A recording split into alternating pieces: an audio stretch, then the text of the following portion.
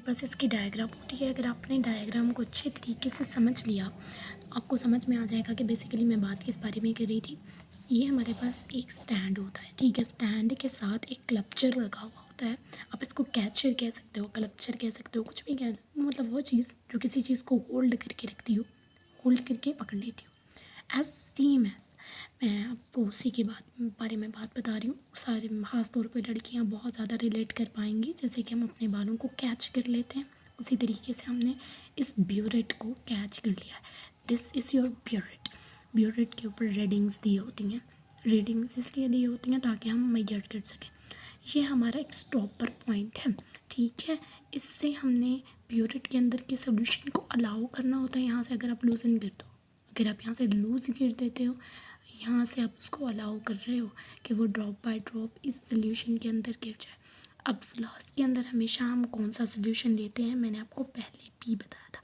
Flask के अंदर यहाँ तो होगा, क्या होगा इसके अंदर, ठीक है जी, बिल्कुल इसके अंदर होगा ऑक्सैलिक एसिड, ठीक हो गया।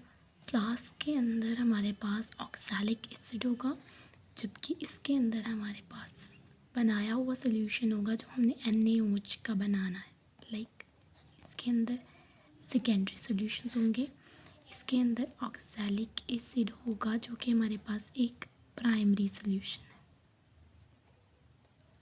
अब आपको बात समझ में आ गई। फ्लास्क के अंदर वो सॉल्यूशन होगा, इसके अंदर ब्यूरेट के अंदर हमारा ये स्टैंडर्ड सॉल्यूशन होगा। जो ब्यूरेट के अंदर होगा वो हमेशा स्टैंडर्ड सॉल्यूशन होगा।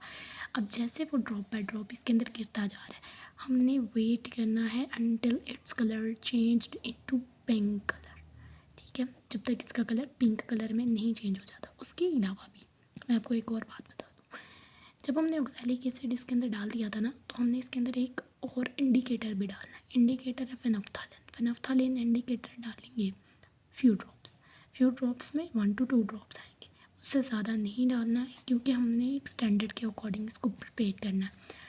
और साथ साथ वेइंग मेजर से जो वेइंग बैलेंस होता है, उससे हमने वेइंग बैलेंस हम मेजरमेंट के लिए केमिस्ट्री लैब्स में यूज़ करते हैं।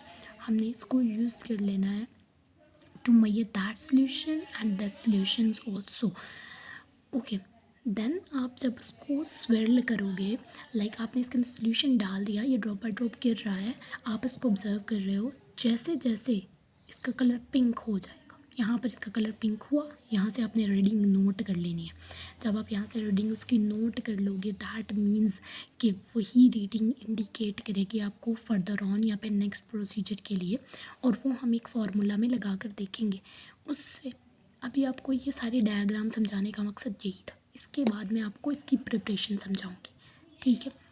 आपको ये सारी चीज़ें समझ में आ जानी चाहिए, हर एक चीज़ का नाम आना चाहिए, ठीक है। As according to paper's point of view, यहाँ पर आपने कोई भी इंफॉर्मेटिव चीज़ के लिए भी इसको अगर याद किया है तो आपको इन सब चीज़ों का पता होना चाहिए। इस प्रोसीजर को आपने केमिस्ट्री में काफ़ी बार पढ़ा होगा।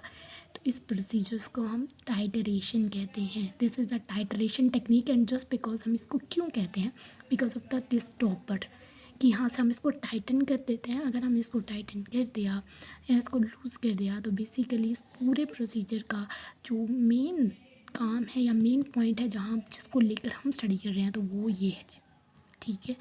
मैंने बार बार इसीलिए कहा था आपको क्योंकि ये टाइटरेशन का प्रोसीजर है। It is titration, okay, you have to understand that.